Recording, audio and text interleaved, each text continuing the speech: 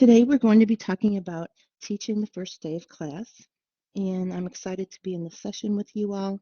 This is a very energizing time of the year, and I can't wait for the students to be on campus and everyone engaging in what we do in higher education. It's a wonderful time of the year. If each one of you could share an introduction, and then I'll share my introduction, and you can either turn on your microphone, raise your hand, and then I'll acknowledge you, and you can turn on your microphone and share your introduction that way, or you can type in the chat. The preference is yours. Okay, go ahead, Linda. My name is Linda Sietsema. I teach in the the School of Nursing, and I teach capstone. So I basically teach the students right before they're supposed to graduate. But then I've also taken on a couple extra classes this semester as well. So we'll actually have student nurses out in the community is what I'll be teaching, and then also the Med Surg 1 students, so the ones that first start clinical. So I'm very excited about doing all of that, and excited about the challenge of trying something new too for a different course.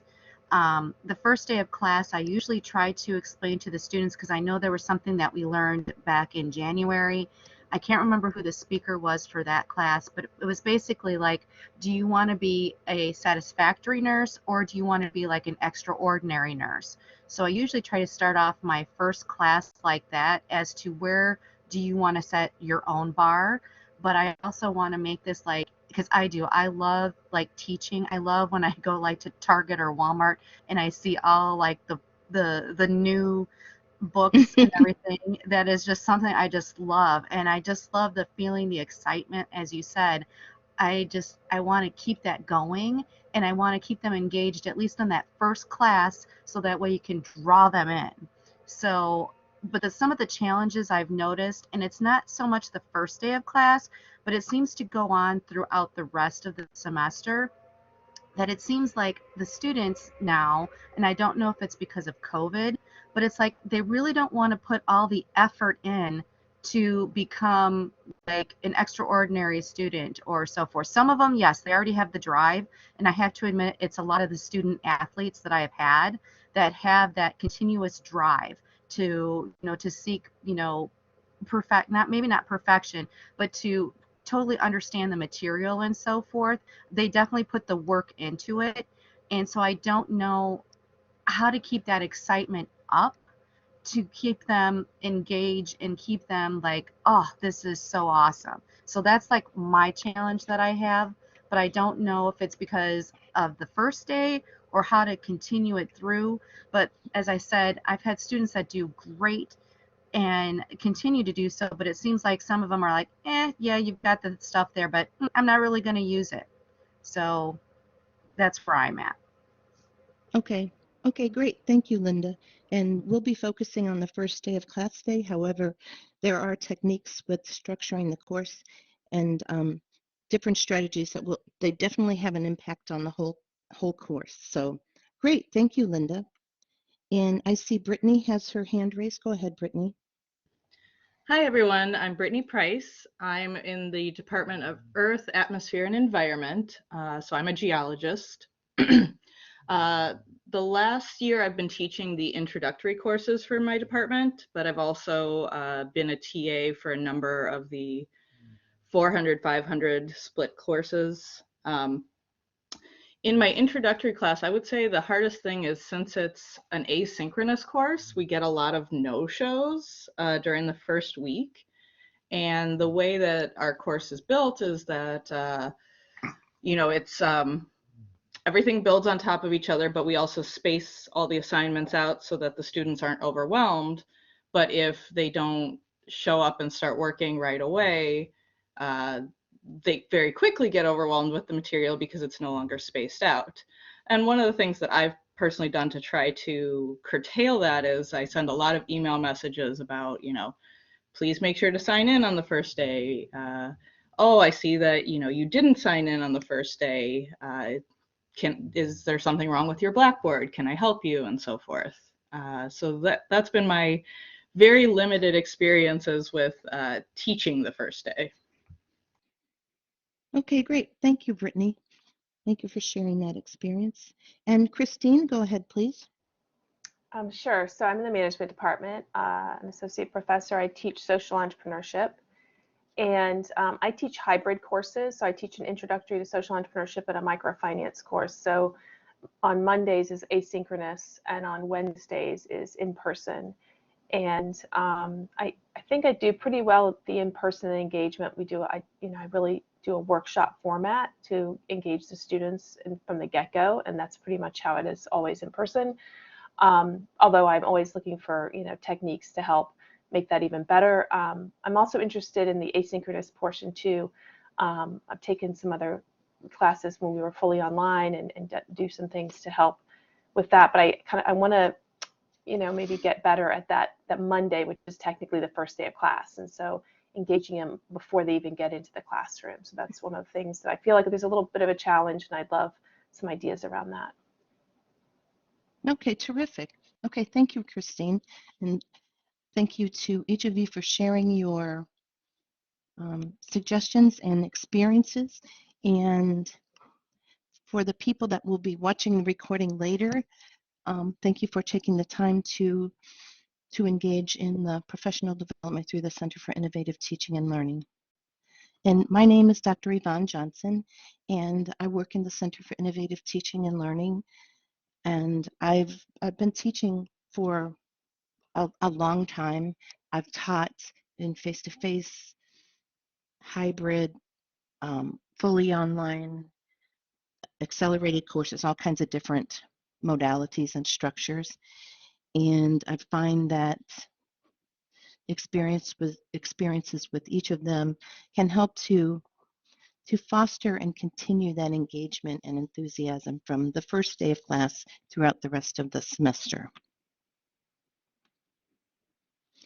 And one of the questions a colleague of mine starts sessions with is, did the student read the email? And the reason that this is something to consider when you're thinking about the first day of class, or even before the first day of class, a couple of you mentioned the importance of contact even before the first day of class, is that we might send out an extensive email that has action items in it that we need the students to do and they need to do to be successful in the class. There might be some sort of a short survey that they need to complete that provides you information as the instructor of the course to help you to be able to connect with the specific needs of the students.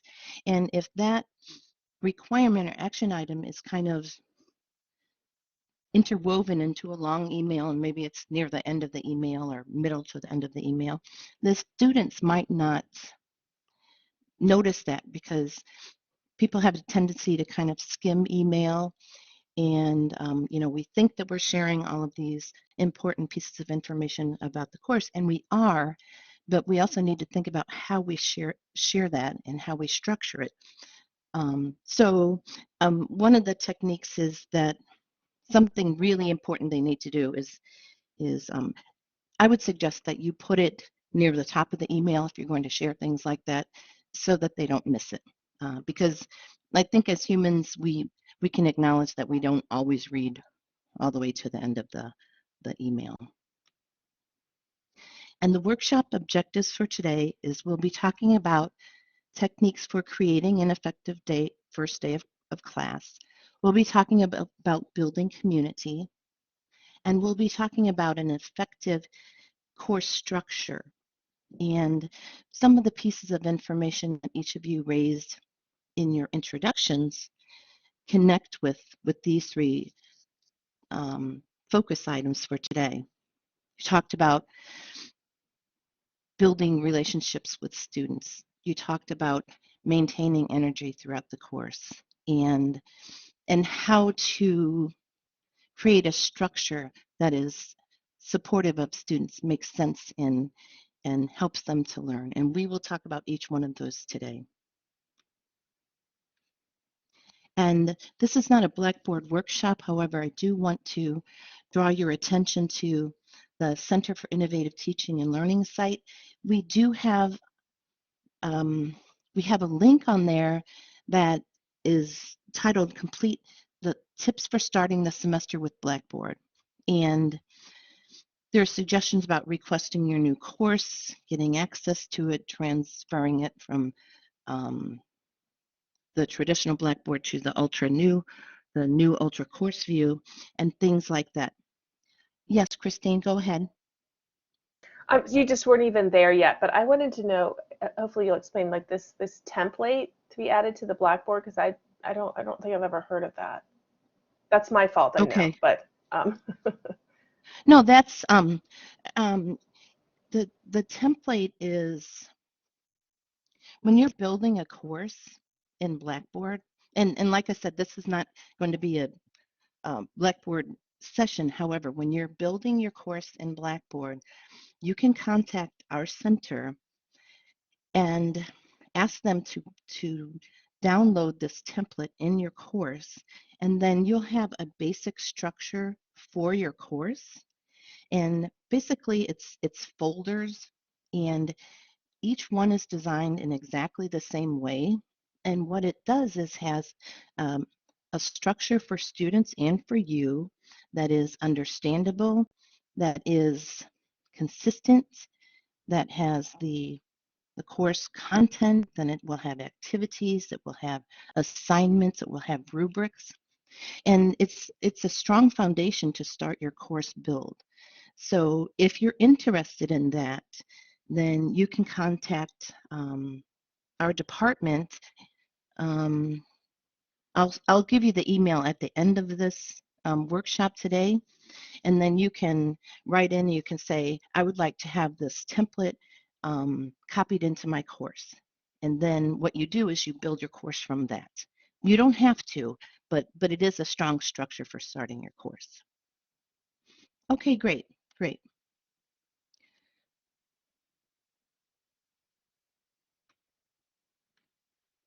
And to get started, let's take a moment and share a favorite first day of class story. Does anyone have a first day of class experience that kind of stands out to them?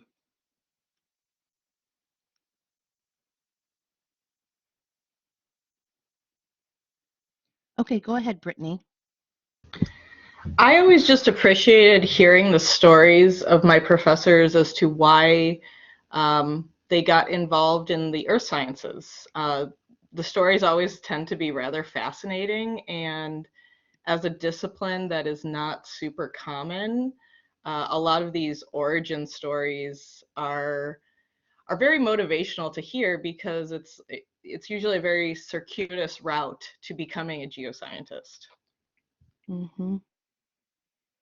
That's an interesting point, Brittany, and it's really important. That's one of the things that we recommend that instructors consider including in their biographical statements is, why did you get interested in this? And like you said, it's fascinating, and it's usually not some linear path from, I did 1, 2, 3. It's some circuitous route that's they really didn't expect to become this, and now they're a passionate geoscientist. So that's awesome. Thank you, Brittany. And that enthusiasm comes across in the course.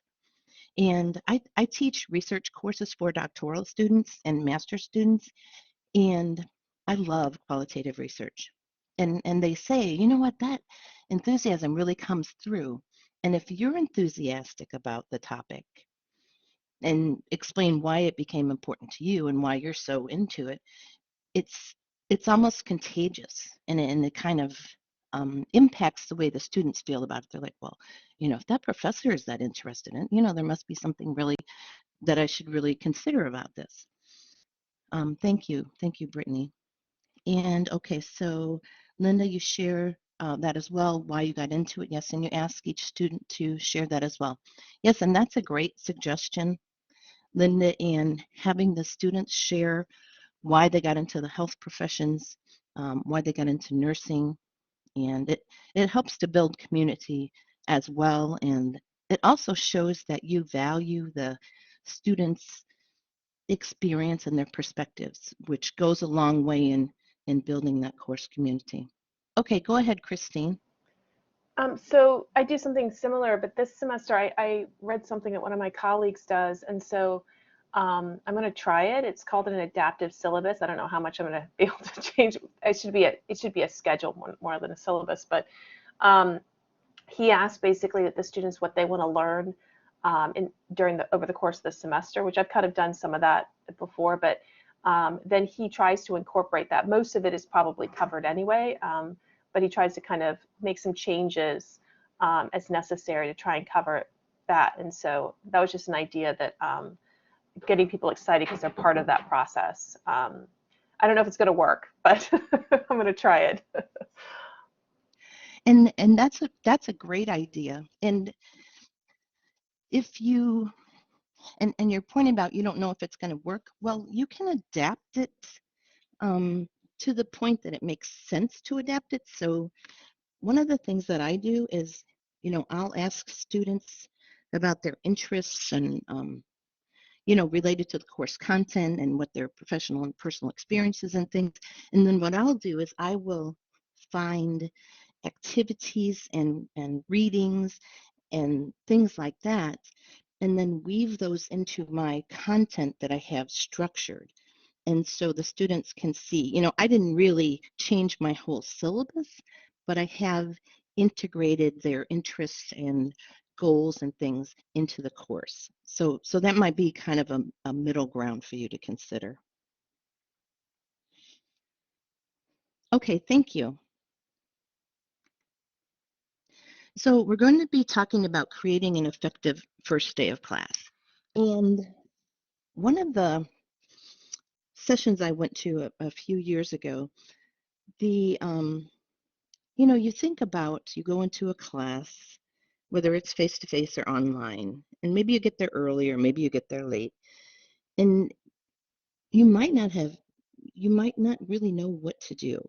And so we want to try to create an environment that is a strong foundation for student success. So that's the basis for these different techniques that we're going to talk about today.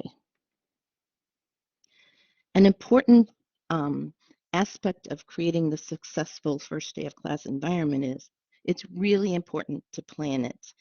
And sometimes people think, oh, it's the first day, we don't really need to do too much. Maybe we'll talk about the syllabus or, maybe we'll just kind of get to know each other or things like that. But it really is important that you think carefully about the first day of class and how you're going to structure that to make it effective.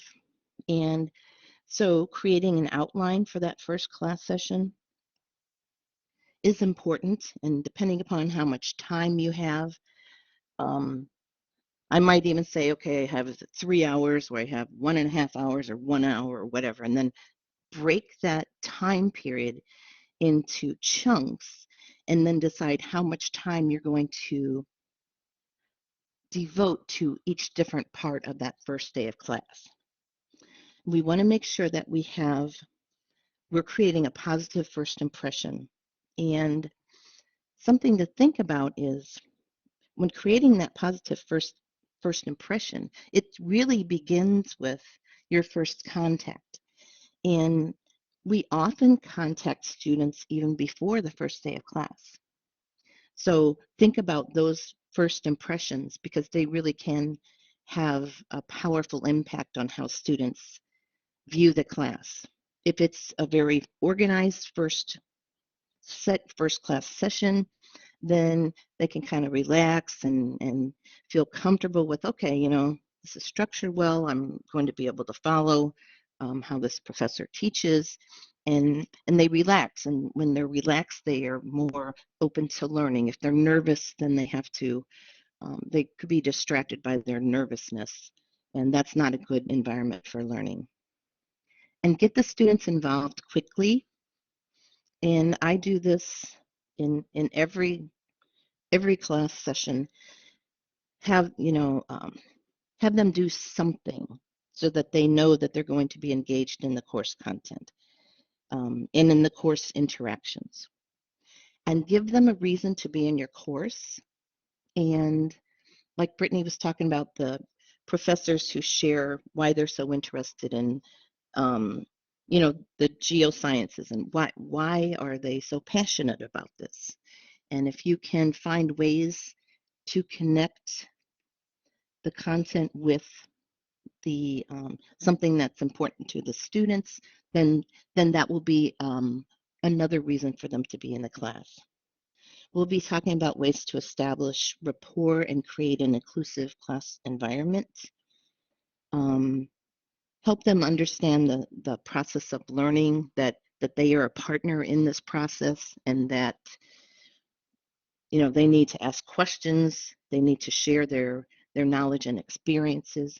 And if you can connect with some prior knowledge that they have, then that will help them to learn the material better, because they have some knowledge that they're connecting it to, and it can help transfer it to long-term memory. And help students understand your teaching style. And my teaching style it's a very active learning type of approach. When I'm teaching a class, I'll have mini lectures, and I'll have an applied activity, some sort of engagement, multiple types of activities throughout a class session.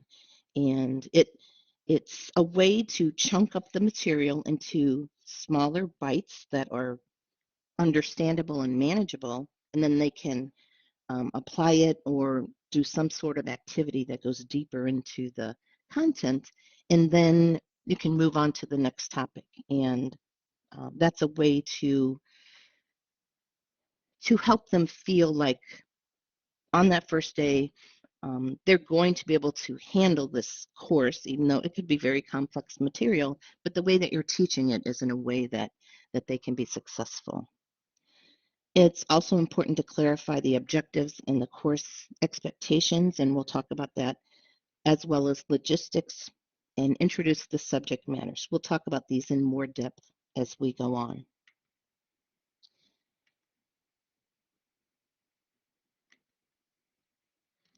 Okay, some of the starting these semester activities could include introductions, icebreakers, a course schedule, goals and objectives,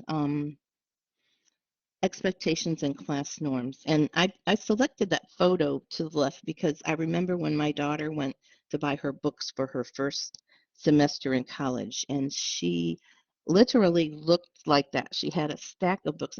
Now we have so many ebooks, but she graduated about 6 years ago or so. So she literally had books that went higher than her head. So I thought that it was sort of a funny picture and kind of connected with me.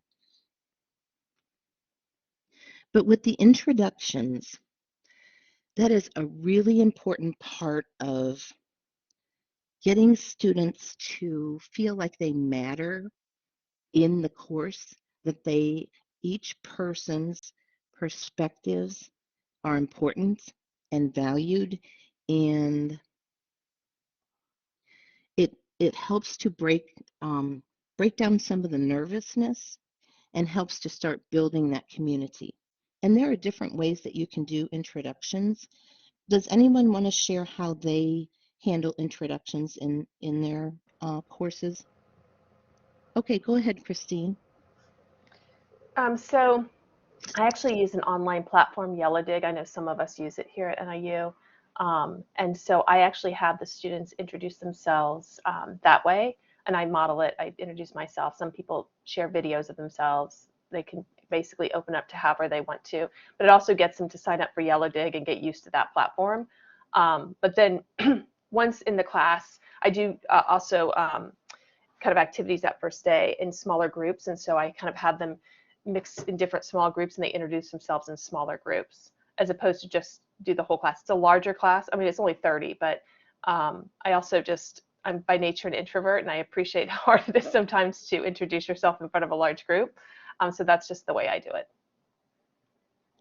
Those are great suggestions, because, as you said, you get them accustomed to Yellowdig. They're trying a new approach, and it balances those different comfort levels of the students, whether they're introverts or extroverts or etc. That's great. Thank you.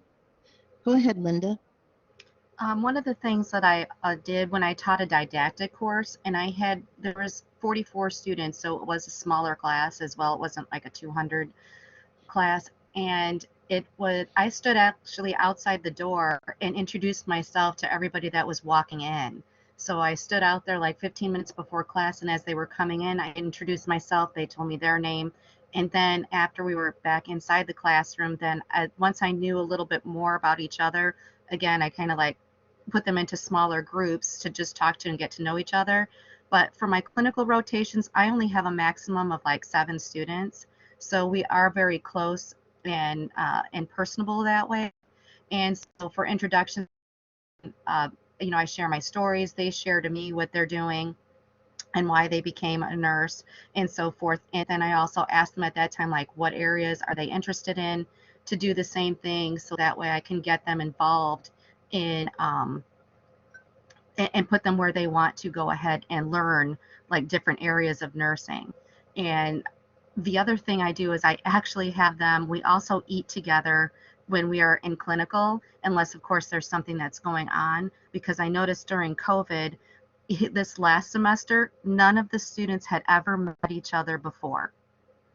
So it was, for me, that was like, oh wow, because when you have still a smaller like graduating class, it was very, odd that here we had 57 students and not all of them had even met because of COVID, because everything was online and so forth, and they just didn't meet each other before. So that's what I do. Okay, great.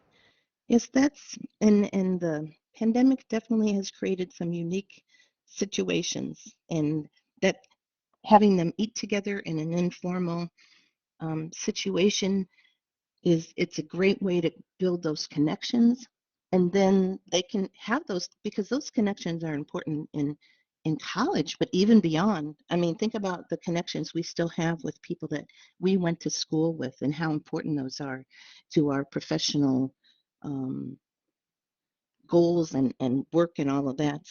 And Linda, you were talking about getting to know a little bit about the students, and then when you put them in groups or assignments, you can connect that with their interest. And that is really important. It goes a long way to helping them stay engaged and active and excited about the learning and the course. And you can continue to do that throughout the course to maintain that enthusiasm.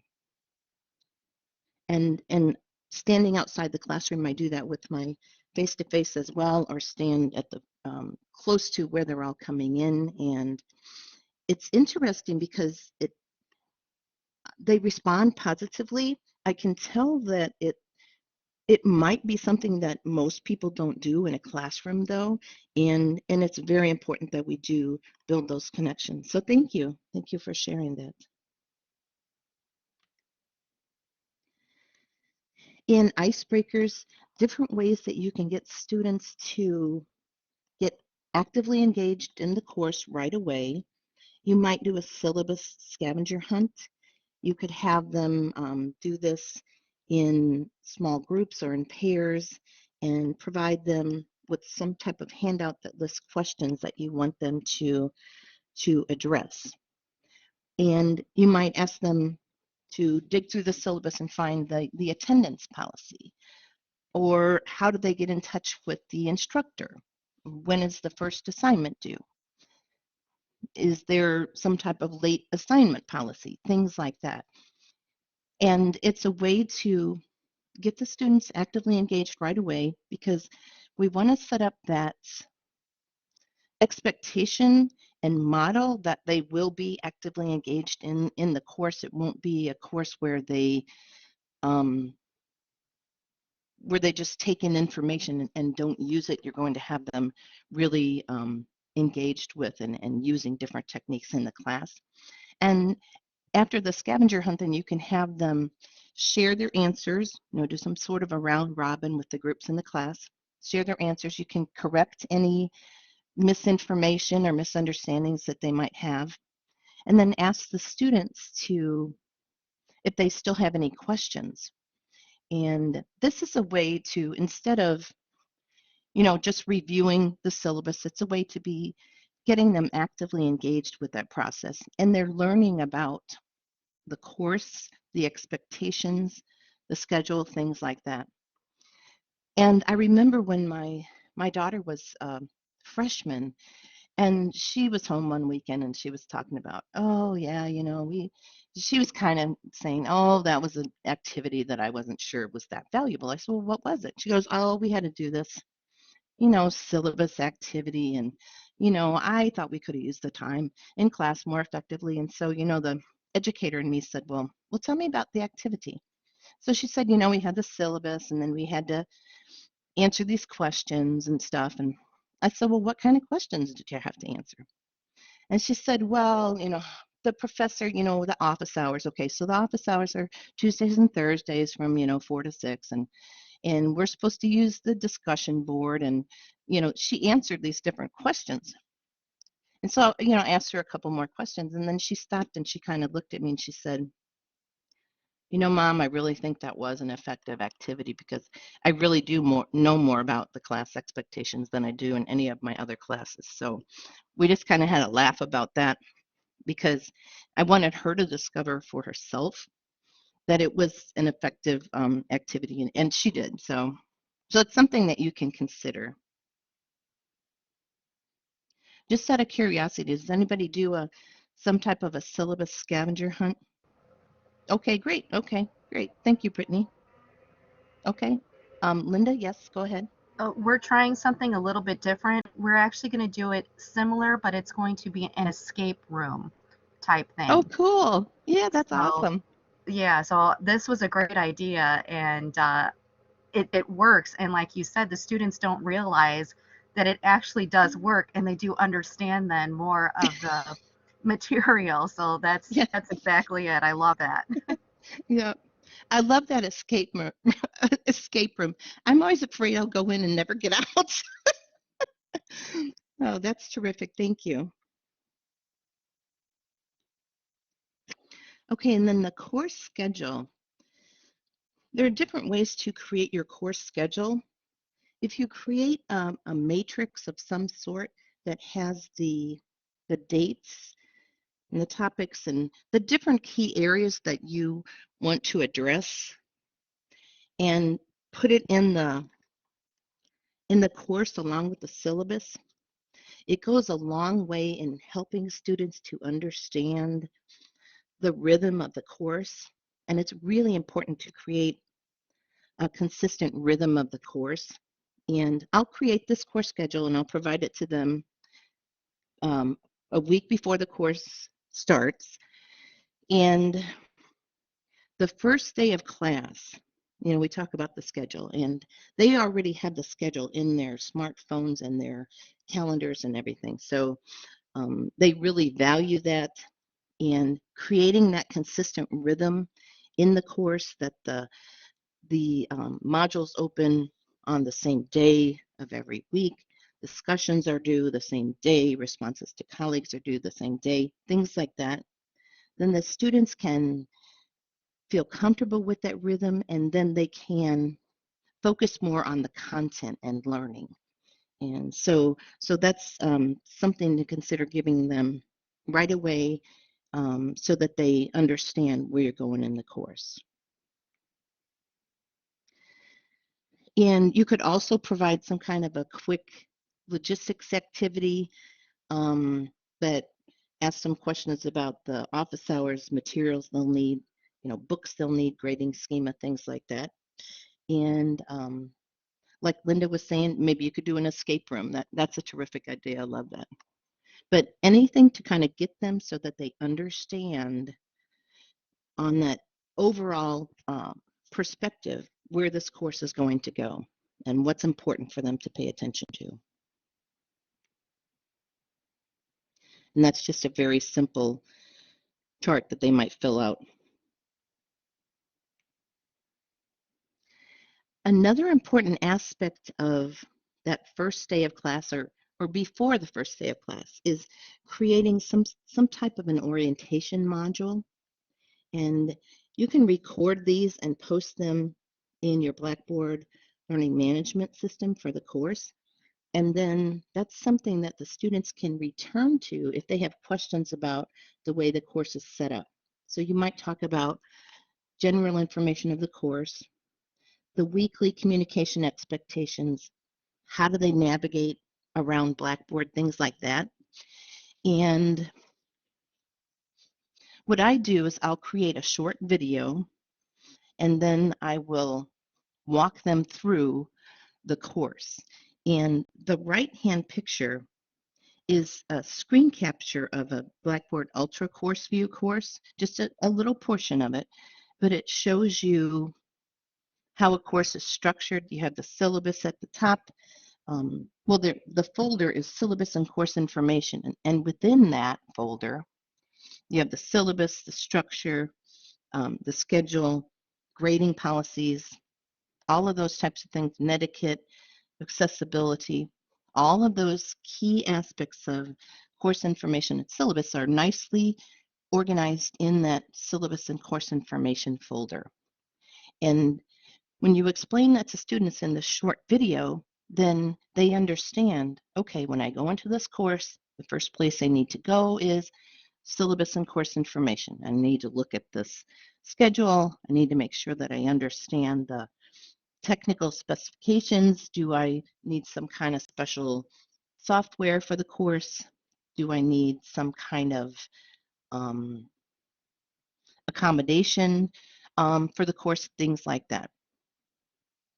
But having that all available to them before the course even begins helps them. So then on the first day of class, if they have any questions, they can ask you, or they could have sent you a message, an email asking you to clarify, and then you could clarify for the whole course. But it's setting that strong foundation so they know where they're going for the whole semester.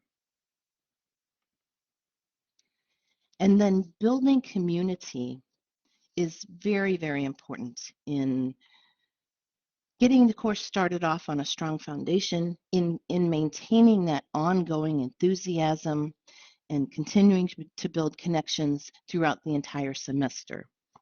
If students feel that they are part of a community and that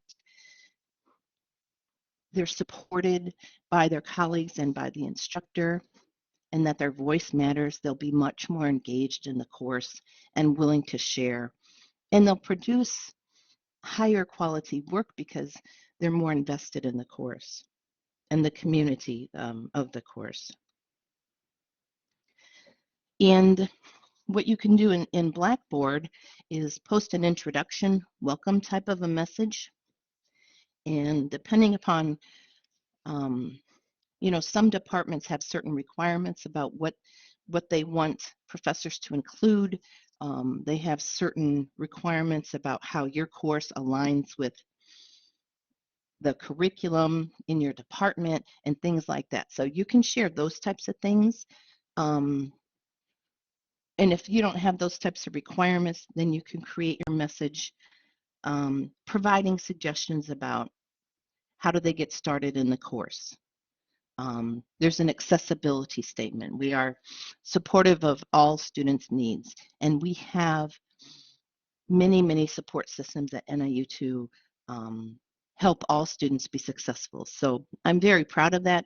And NIU has done a great job of trying to consolidate these different student supports online. So if you go to our online sites for NIU and look at the academic support services and different student success initiatives that we have, a lot of those resources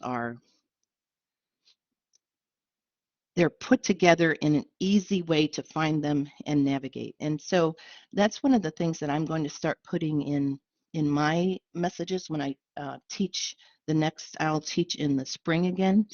And I want to add that to my introduction messages. I also include a short video, and in that I will include, as Brittany was talking about, the passion of the instructor about the topic. So I'll include something about myself, my background, my education, my professional background, and why I'm so passionate about research. And I'll also include something about myself, my interests. I like to kayak, like to bike, things like that. Just something that students might be able to connect with. And when you share this in a video, it helps the students to see, it helps to humanize that course, whether it's um, synchronous, asynchronous, hybrid, online, face-to-face.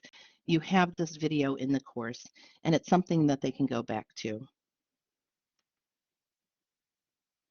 And then I'll also include a short narrative of my background and things for my instructor page. So there will be a short video and then a short narrative statement.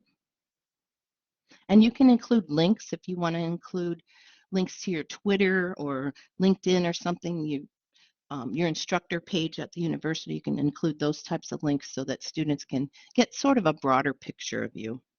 And that's unique to each person, how much they want to share and they're comfortable sharing. And then the student introductions. We were talking about Yellow Dig, and that's a great tool. And I've created, had students create introductions on the Flip. It used to be called Flipgrid, but now it's called Flip.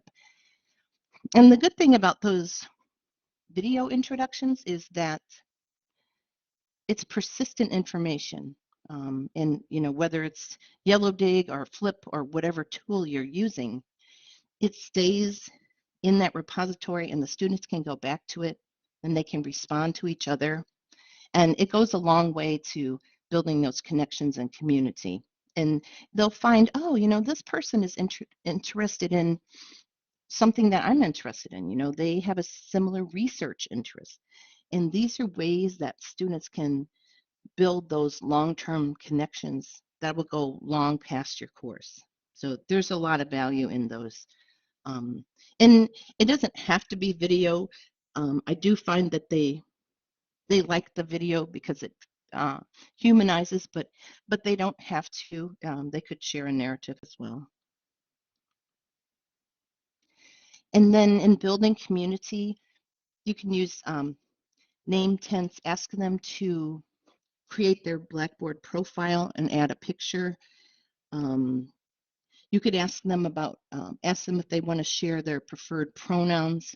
NIU has a variety of different really strong diversity programs, and we're very committed to valuing each student and their diverse perspectives and diverse backgrounds. And so if they want to share their pronouns, then they can put those, you can put those in the course and make sure that you're referring to them correctly. And one of the things that I do with the introductions is I have students, if I'm doing it face-to-face, I'll have students introduce, like I'll put them in pairs and then I'll have them answer a few questions, but they have to introduce their partner. It's not that they are introducing themselves, because sometimes if students introduce themselves, they kind of get into that, okay, this is what I always say. And but if they have to introduce their partner, then they have to be more cognitively aware and engaged in that activity because they're introducing somebody that they don't know. So they're more careful about it, and it's a deeper learning experience. And then creating an effective course structure. We, during the beginning of the session, we were talking a little bit about the ongoing aspect of the course, how creating that first day of the semester, strength, the techniques you can use, how that influences the rest of the semester. And the structure helps to take that picture on the left of the, kind of blank classroom with just empty seats, and it provides an understandable structure for them to be able to follow. And I showed a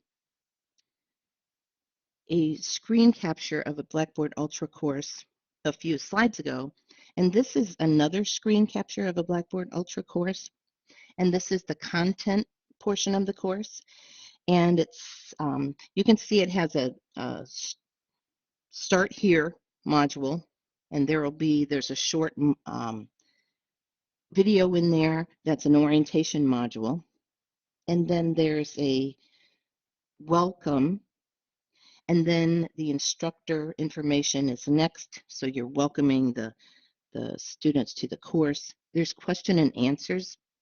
A lot of people put a question and answer form in their Blackboard course, and that allows students to send out a question, and then you as the instructor answer the question. Some people allow students to answer the questions as well. It just depends on the type of course that you're teaching, but it's a way for you to be able to address common questions in an efficient way, because we know that most students will ask a question, and at least a handful of other students will have that same question.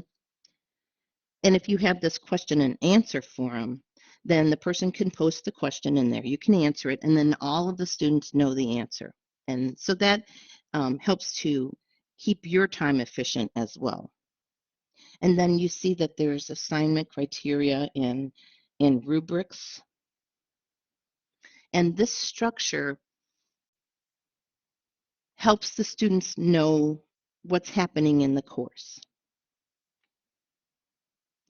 Another thing that is very valuable is whether I do this the first week of class, I do it for every week throughout the semester, a weekly greeting. So you're starting off that module or that week with your face, you're humanizing it, you are explaining, these are the topics that we're going to be talking about this week. These are the assignments. This is what's important. And maybe you'll share something that's happening. Maybe it's homecoming at NIU this week, or maybe it's the Kane County Fair or Geneva Days or whatever it is.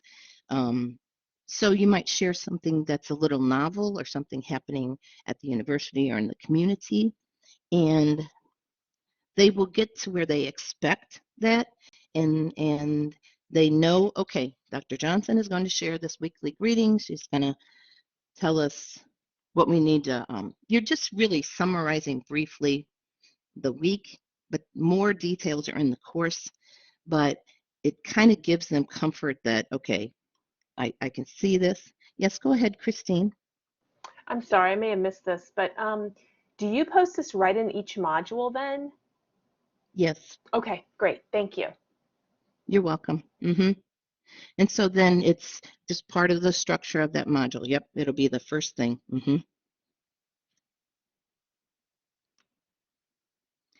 And then establishing the course relevance and expectations.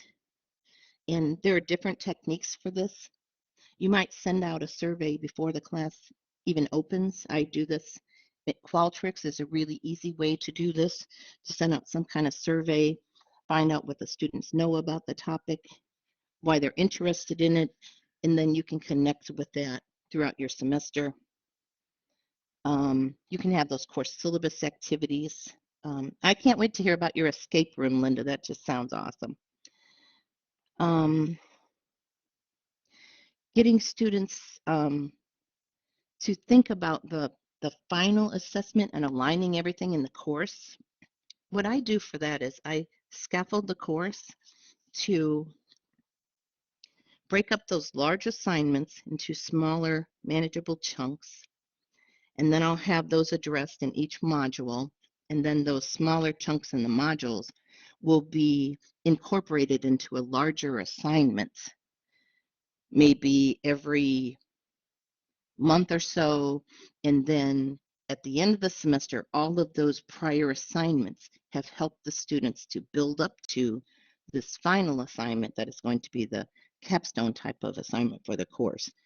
And if you can get students to understand how the weekly assignments are relevant to them, to their course of study, to their profession, to their personal interests, and then how they relate to the course as it evolves, then they'll pay attention and be more deeply engaged in each assignment because it makes sense to them. They say, okay, this is important because I need to know how to draw blood before we get to this part of the next assignment in my health program, something like that.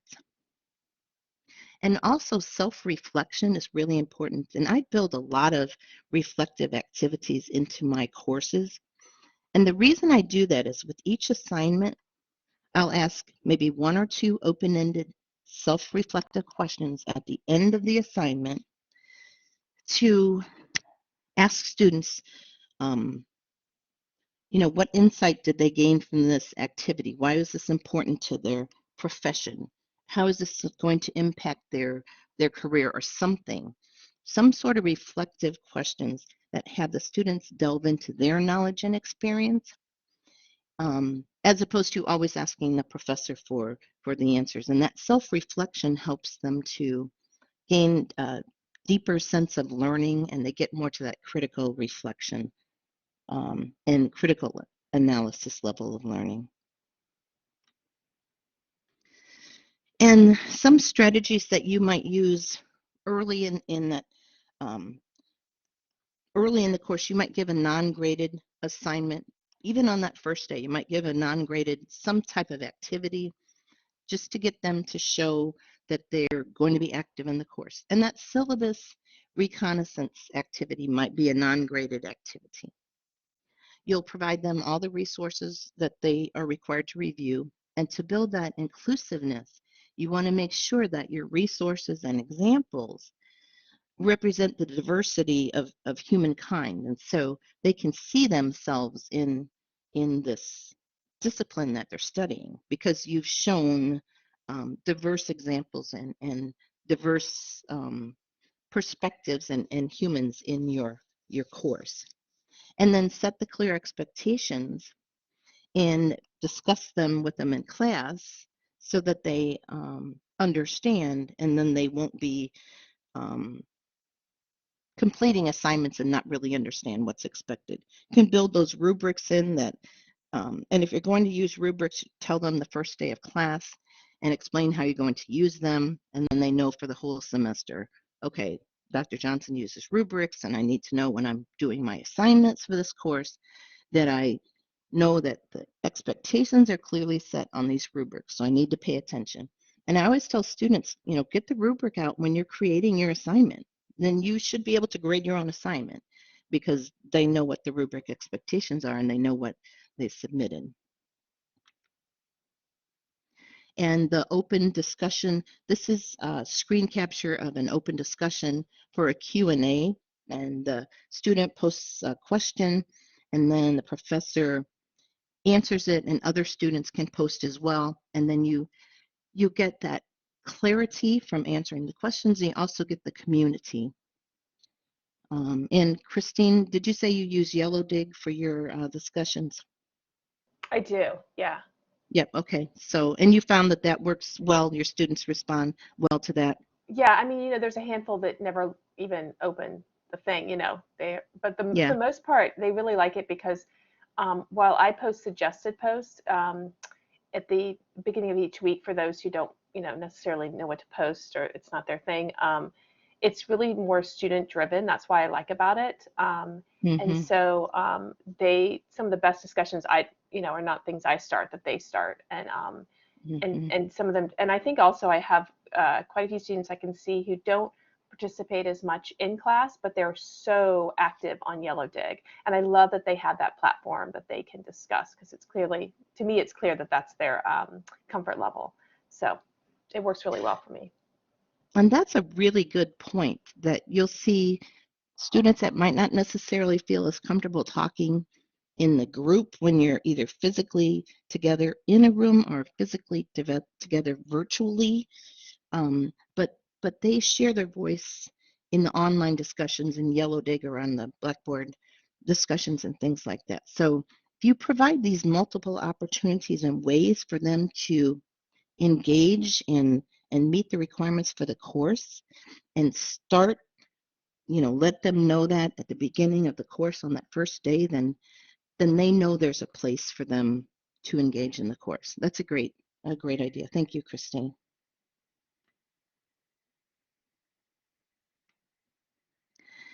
And then reflections. How do you think a technique that we discussed today might help you as an instructor or might help your students? Does anybody want to share something about how they might apply something we talked about today?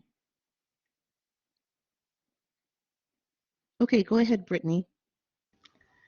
I really liked hearing from all of you about how introducing each other in small groups and letting the students start to build a sense of community while also taking care of just some of the checklist for the first day of doing, you know, the what was it called, the search in the syllabus. I found that that was, you know, a great way to build community, to not make it too overwhelming on students whose comfort levels, you know, might be lower regarding social situations, and also to tackle, you know, just some of that bookkeeping of making sure the students understand where to find the information they need in the syllabus to really take advantage of that resource. Mm-hmm. Great, thank you. Thank you, Brittany. Yep. Okay, Christine, yes, thank you. Does anybody else want to share? We have about 1 minute here.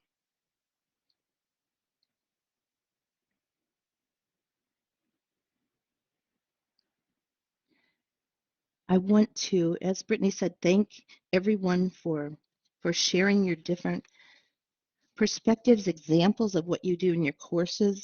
And it's really great. We have people from different disciplines and creates a rich environment for constructing knowledge. So thank you all very much for coming, and thanks to those of you who will be viewing online. And I want to wish each of you a fabulous fall semester. Go Huskies. Thank you. You're welcome.